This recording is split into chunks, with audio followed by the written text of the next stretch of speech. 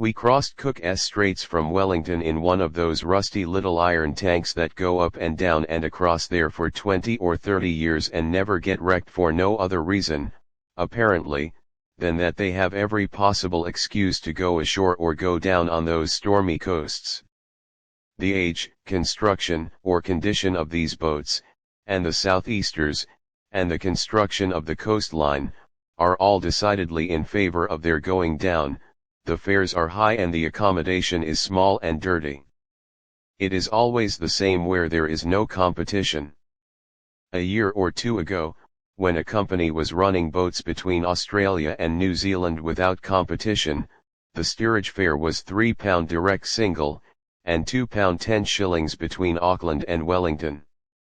The potatoes were black and green and soggy, the beef-like bits scraped off the inside of a hide which had lain out for a day or so, the cabbage was cabbage leaves, the tea muddy. The whole business took away our appetite regularly 3 times a day, and there wasn't tea enough to go round, even if it had been good enough tucker, we mean, there was enough appetite to go round 3 or 4 times, but it was driven away by disgust until after meals. If we had not, under cover of darkness, broached a deck cargo of oranges, lemons, and pineapples, and thereby run the risk of being run in on arrival, there would have been starvation, disease, and death on that boat before the end, perhaps mutiny. You can go across now for £1, and get something to eat on the road, but the traveling public will go on patronizing the latest reducer of fares until the poorer company gets starved out and fares go up again. Then the traveling public will have to pay 3 or 4 times as much as they do now, and go hungry on the voyage, all of which ought to go to prove that the traveling public is as big a fool as the general public. We can't help thinking that the captains and crews of our primitive little coastal steamers take the chances so often that they in time get used to it, and, being used to it, have no longer any misgivings or anxiety in rough weather concerning a watery grave, but feel as perfectly safe as if they were in church with their wives or sisters, only more comfortable, and go on feeling so until the worn-out machinery breaks down and lets the old tub run ashore, or knocks a hole in her side, or the side itself rusts through at last and lets the water in, or the last straw in the shape of an extra ton of brine tumbles on board, and the John Smith Newcastle goes down with a swoosh before the cook has time to leave off peeling his potatoes and take to prayer. These cheerful and, maybe, unjust reflections are perhaps in consequence of our having lost half a sovereign to start with. We arrived at the booking office with 2 minutes to spare, 2 sticks of Juno tobacco, a spare wooden pipe in case we lost the other, a letter to a friend's friend down south, a £1 note Bank of New Zealand, and 2 half-crowns, with which to try our fortunes in the South Island. We also had a few things in a portmanteau and 2 blankets in a 3-bushel bag, but they didn't amount to much. The clerk put down the ticket with the half-sovereign on top of it, and we wrapped the latter in the former and ran for the wharf. On the way we snatched the ticket out to see the name of the boat we were going by, in order to find it, and it was then, we suppose, that the semi-quid got lost. Did you ever lose a sovereign or a half-sovereign under similar circumstances? You think of it casually and feel for it carelessly at first, to be sure that it's there all right, then, after going through your pockets 3 or 4 times with rapidly growing uneasiness, you lose your head a little and dredge for that coin hurriedly and with painful anxiety. Then you force yourself to be calm, and proceed to search yourself systematically, in a methodical manner.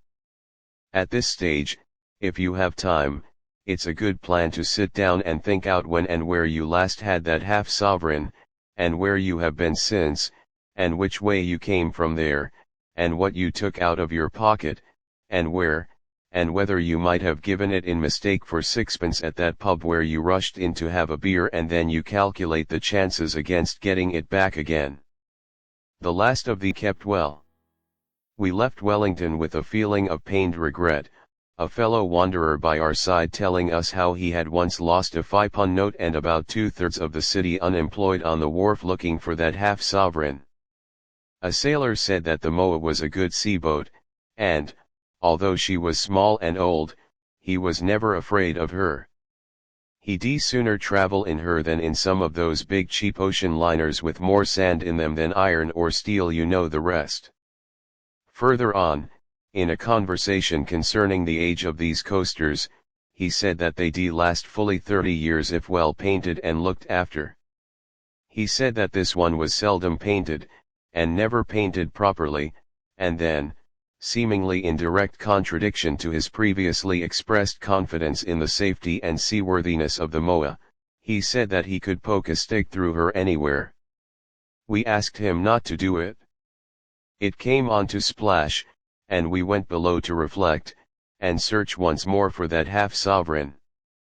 The cabin was small and close, and dimly lighted, and evil-smelling, and shaped like the butt end of a coffin. It might not have smelt so bad if we hadn't lost that half-sovereign.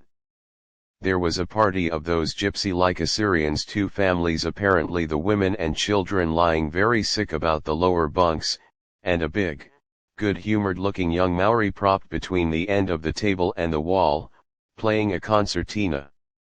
The sick people were too sick, and the concertina seemed too much in sympathy with them, and the lost half-quid haunted us more than ever down there, so we started to climb out.